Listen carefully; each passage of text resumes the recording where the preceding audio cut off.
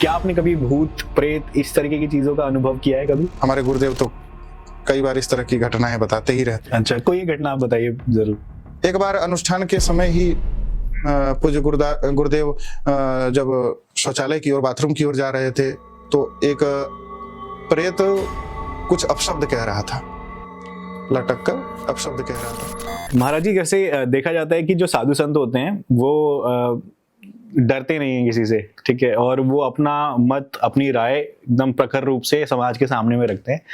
लेकिन अगर मैं आपसे पूछूं थोड़ा सा अलग जाके इस विषय से, कि क्या आपने कभी भूत प्रेत इस तरीके की चीजों का अनुभव किया है कभी?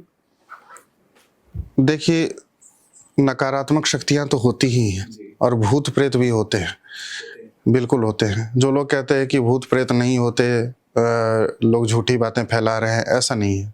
भूत प्रेत होते हैं।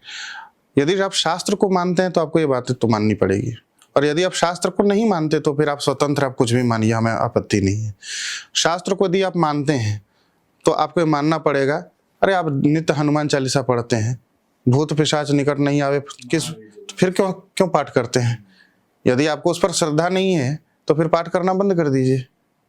उसके बाद भागवत की कथा सुनते हैं तो उसमें आपने धुंधुकारी की कथा नहीं सुनी है कि धुंधुकारी प्रेत बन गया, धुंधुकारी बभूवाथ महान प्रेत कुकर्मतः।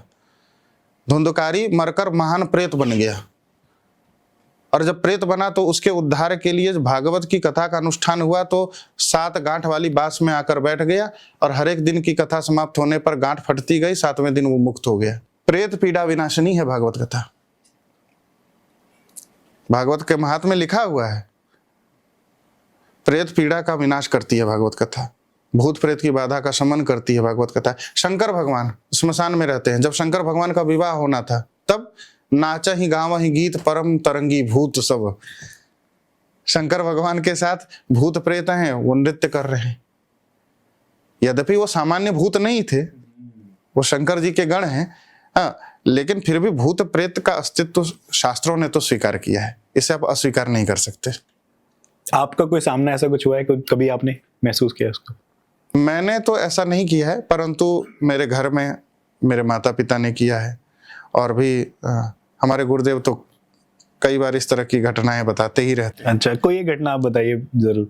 एक बार अनुष्ठान के समय ही पूज्य गुरुदेव जब शौचालय की ओर, बाथरूम की ओर जा रहे थे तो एक प्रेत कुछ अपशब्द कह रहा था, लटक कर अपशब्द कह रहा था। तो गुरुदेव ने कहा, अरे मूर्ख, क्या उल्टा सीधा बोलता है, राम राम बद, राम राम बोलो। तो इतना सुनते ही फिर वो वहां से अंतर्ध्यान हो गया। तो गुरुदेव ने मुझे बताया था ऐसा। तो इस तरह की घटनाएं तो बहुत सुनाते ही हैं लोग, और इसमें आश्चर्य भी नहीं है।